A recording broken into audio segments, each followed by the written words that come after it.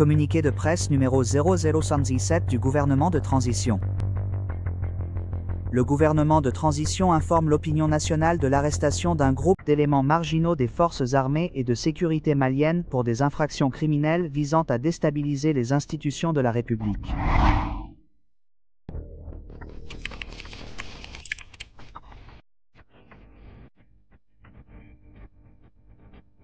Des généraux arrêtés, des civils impliqués et un ressortissant français accusé de travailler pour un service de renseignement étranger a été pris au cœur de l'affaire. Mais qui étaient ces comploteurs? Pourquoi frapper maintenant? Et quel est le rôle de la France dans tout cela? Découvrons-le. Lorsque le gouvernement malien a annoncé qu'une tentative de coup d'État avait été déjouée, ce n'était pas simplement une information de dernière minute, c'était la révélation d'un séisme politique évité de justesse. Le communiqué officiel décrivait un complot qui s'était silencieusement développé depuis le début du mois d'août, se propageant dans les casernes, s'infiltrant dans les cercles civils, pour finalement éclater lors des arrestations spectaculaires du 14 août. Ce qui ressortait le plus dans le communiqué du gouvernement, c'était la précision avec laquelle l'opération était décrite. Les responsables ont souligné que les services de sécurité avaient fait preuve de vigilance, de professionnalisme et de détermination, donnant l'impression d'un appareil d'État qui surveillait de près, attendant le moment opportun pour agir.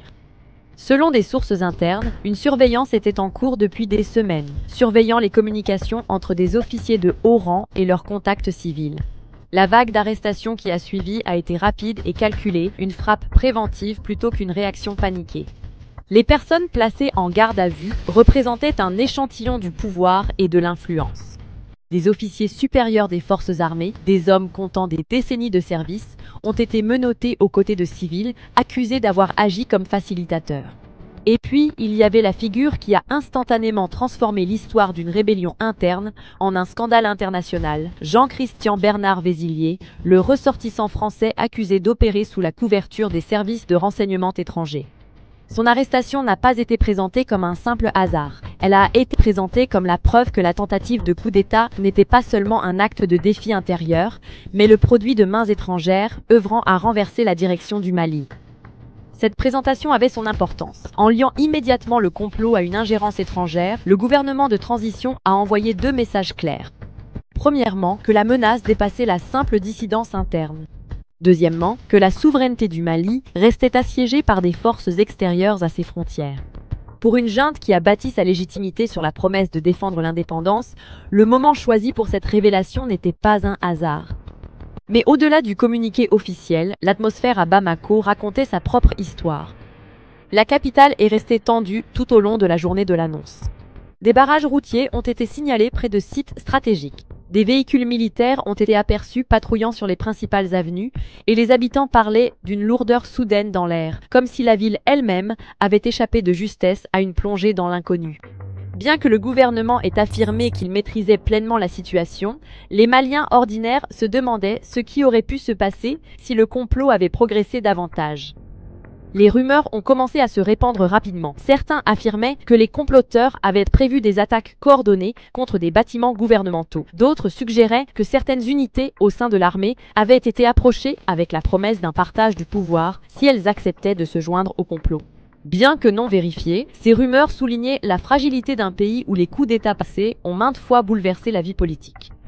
Contrairement à ses prises de pouvoir précédentes, cependant, cette tentative ne s'est pas annoncée par des coups de feu ou des chars dans les rues. Elle s'est effondrée discrètement, presque invisiblement, avant que la plupart des citoyens ne sachent même qu'elle existait. La question qui a immédiatement suivi était inévitable: jusqu'où la corruption s'étendait-elle? Le fait que des généraux de brigade, des hommes chargés de diriger les forces armées du Mali en temps de guerre, se soient apparemment retournés contre l'État, a suscité des craintes de division au plus haut niveau. Et si des civils et un agent étranger faisaient partie du réseau, alors le complot ne pouvait pas simplement être écarté comme l'œuvre d'un petit groupe d'officiers mécontents. Pour le gouvernement de transition, présenter l'opération comme l'œuvre d'éléments marginaux était essentiel pour rassurer la population. Pourtant, l'ampleur des arrestations, plusieurs généraux, des lieutenants-colonels, des civils et un étranger, laissait entendre qu'il ne s'agissait pas simplement d'un mécontentement isolé. Cela laissait entrevoir des fractures plus profondes au sein de la structure du pouvoir malien, des fractures que des acteurs extérieurs auraient pu être désireux d'exploiter. Cela nous laisse avec le mystère central. Qui étaient exactement ces comploteurs? Et qu'est-ce qui les a poussés à tout risquer contre un gouvernement qui prétend défendre la souveraineté nationale?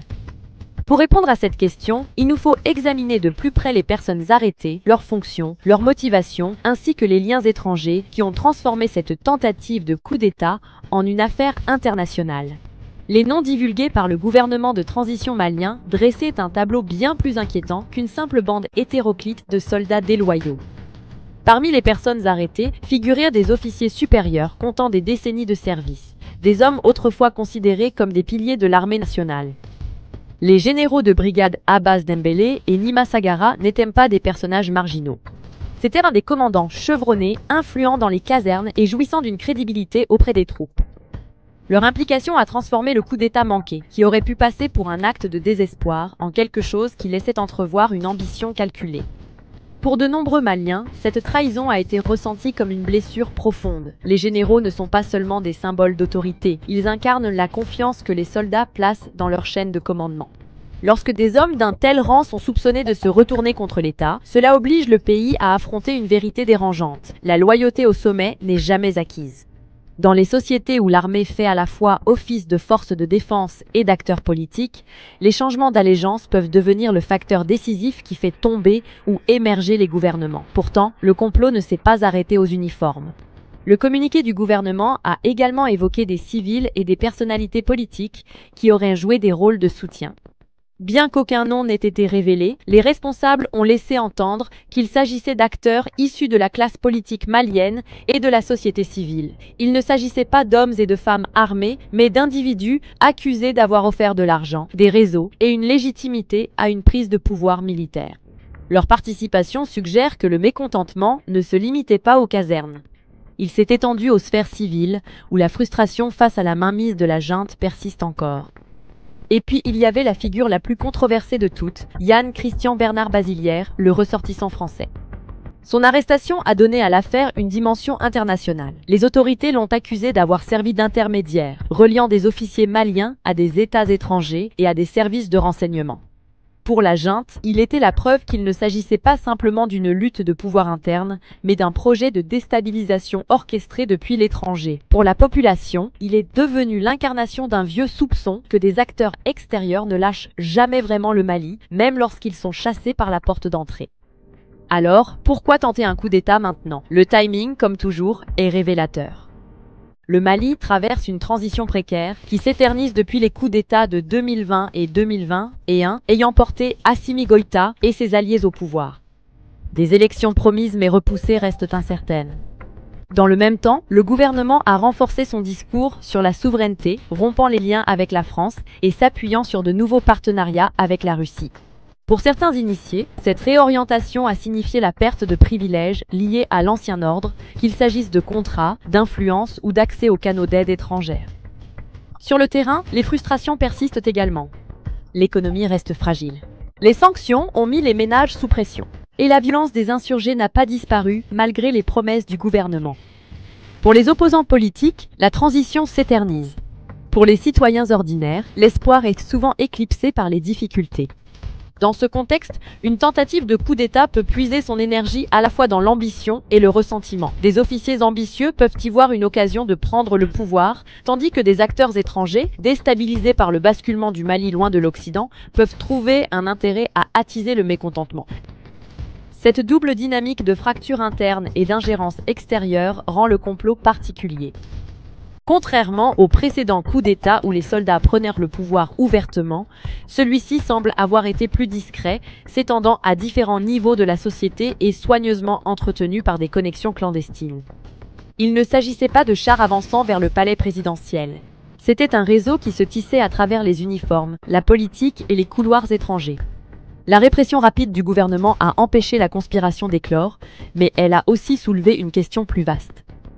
Si un ressortissant français était effectivement impliqué à un niveau aussi élevé, alors les soupçons du Mali envers son ancien colonisateur passeraient de la rhétorique à la réalité.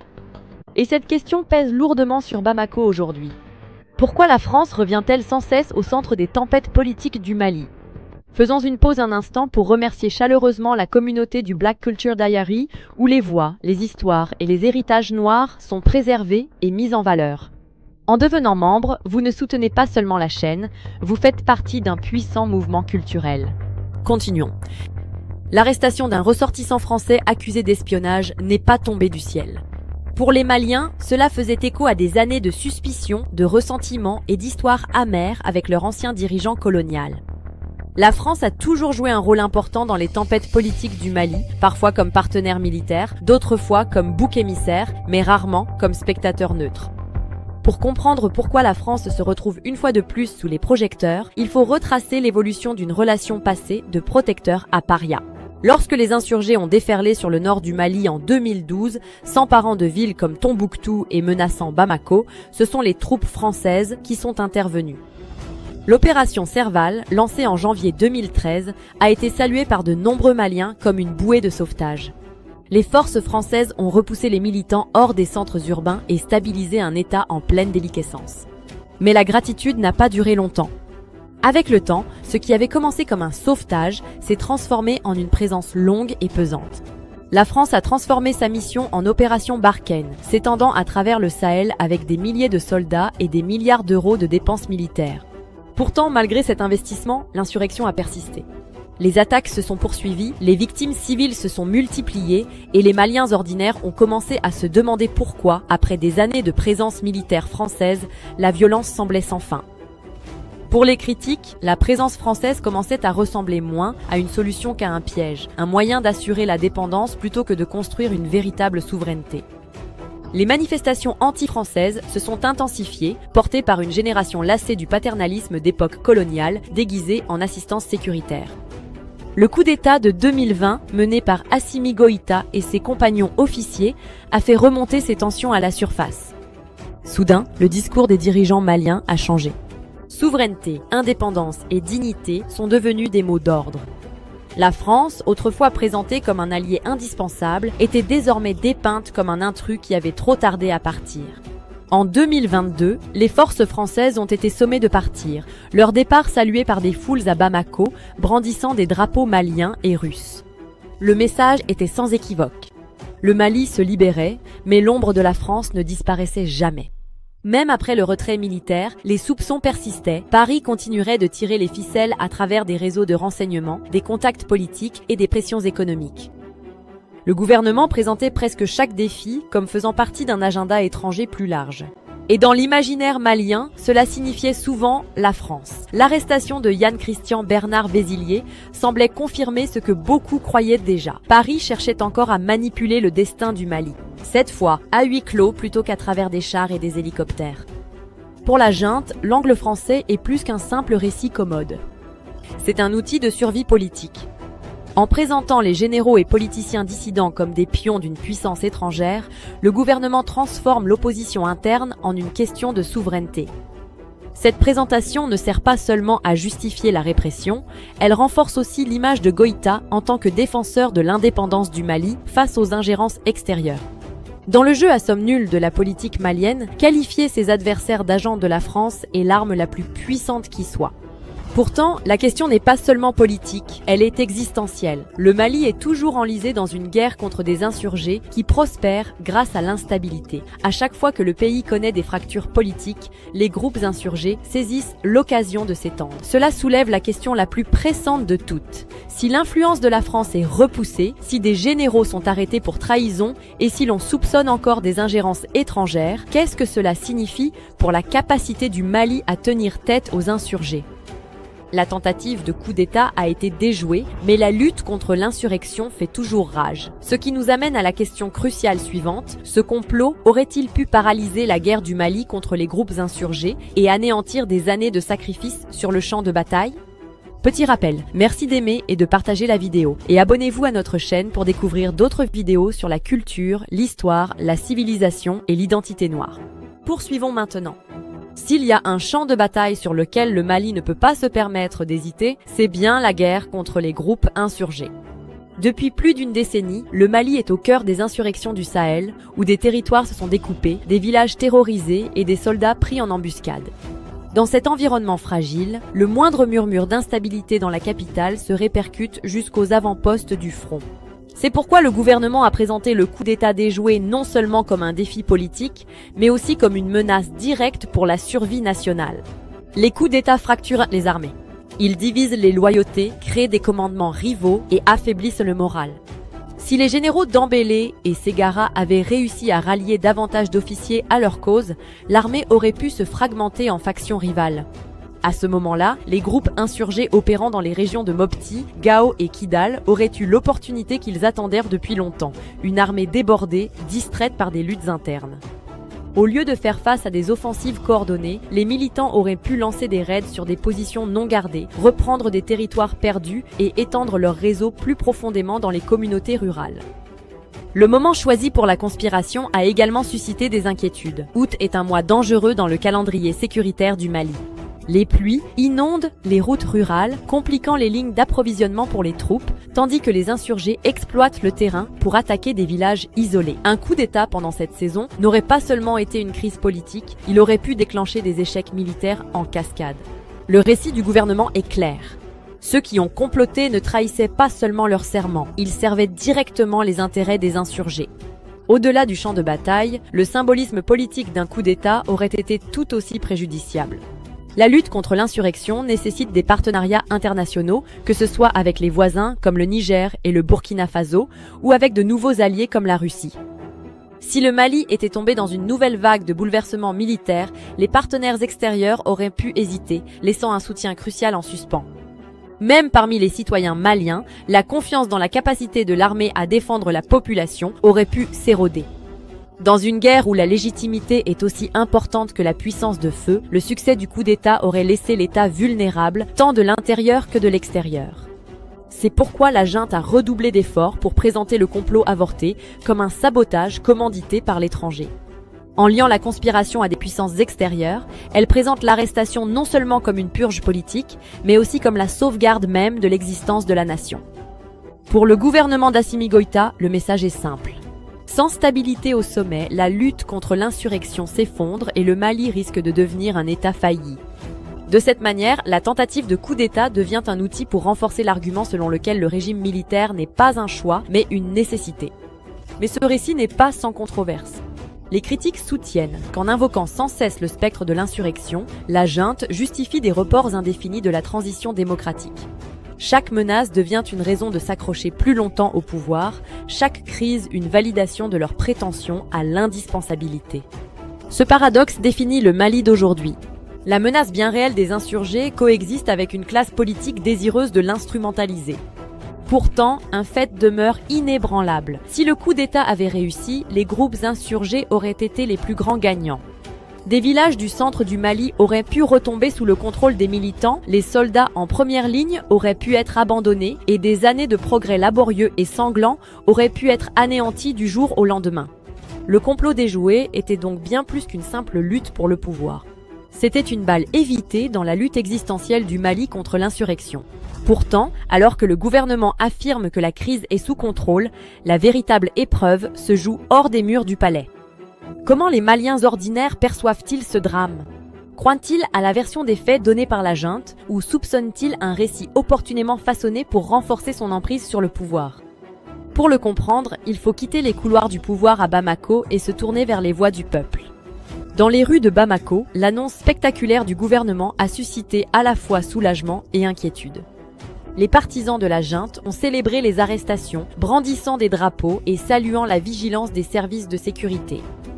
Pour eux, la découverte d'un ressortissant français au cœur du complot présumé confirmait ce qu'ils soupçonnèrent depuis longtemps, que leur souveraineté est constamment menacée, non seulement par les insurgés du désert, mais aussi par des capitales étrangères réticentes à voir le Mali se tenir debout par lui-même. Pour ces voix, le coup d'État déjoué prouvait que le leadership d'Assimi Goïta est indispensable, le dernier rempart entre le Mali et le chaos. Mais au-delà des chants de célébration, un courant plus discret de scepticisme s'est fait sentir. Beaucoup de Maliens se souviennent comment les gouvernements précédents ont invoqué des conspirations, réelles ou exagérées, pour justifier des répressions et renforcer leur emprise sur le pouvoir.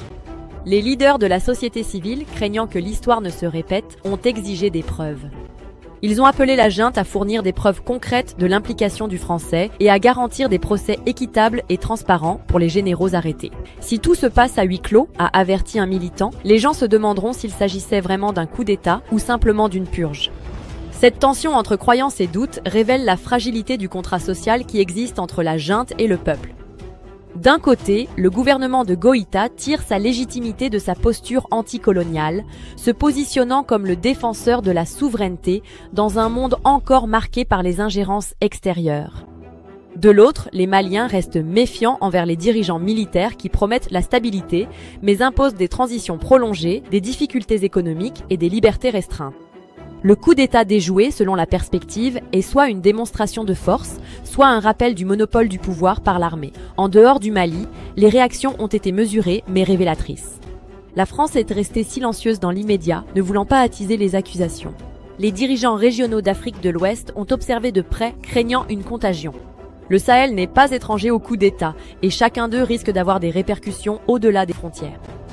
Pour les alliés du Mali, la Russie, le Burkina Faso et le Niger, les arrestations renforcent leur discours selon lequel la région doit se protéger de l'ingérence occidentale. Pour les capitales occidentales, cependant, l'histoire a confirmé leurs pires craintes. Le Mali s'enfonce toujours plus dans l'autoritarisme tout en se rapprochant de puissances rivales. La dimension internationale ne fait que compliquer le débat intérieur malien. Alors que la junte promeut le récit d'une ingérence étrangère, elle risque d'alimenter le nationalisme mais aussi d'aliéner des partenaires potentiels qui pourraient autrement soutenir la transition vers un retour au pouvoir civil. Pour les Maliens ordinaires, cette tension se manifeste sous la forme d'une incertitude économique. Les sanctions restent un rappel douloureux du coût de l'isolement, tandis que les promesses d'investissement étrangers de la part de nouveaux alliés ne se sont pas encore traduites par une aide concrète pour les familles confrontées à la hausse des prix alimentaires et à la rareté des emplois. Et la question demeure, quelle est la prochaine étape pour le Mali ? Le coup d'État avorté démontre à la fois la résilience et la fragilité de l'ordre actuel. Résilience parce que les services de sécurité ont agi rapidement et ont évité le désastre. Fragilité parce que le simple fait que des généraux, des civils et un agent étranger aient été soupçonnés de comploter montre à quel point les fondations de la gouvernance restent fragiles. Pour la junte, la voie à suivre sera un exercice d'équilibre. Si elle mise trop sur la répression, en qualifiant chaque critique de traître, elle risque de perdre le soutien populaire même qui la maintient au pouvoir. Si elle ouvre un espace pour un véritable dialogue politique, elle pourrait assurer une transition qui renforce la légitimité au lieu de l'éroder. Pour les Maliens, la demande est simple mais profonde. La sécurité, la dignité et un gouvernement en qui ils peuvent avoir confiance. Le coup d'État avorté n'a pas permis de savoir si ces objectifs sont à portée de main. Au contraire, il a accru les enjeux. La lutte du Mali ne se limite plus aux insurgés dans le désert ou aux espions dans l'ombre. C'est contre l'érosion constante de la confiance entre gouvernants et gouvernés, entre citoyens et soldats, entre le Mali et le reste du monde. Le sort de la République pourrait dépendre de la capacité à rétablir cette confiance avant que la prochaine crise n'éclate.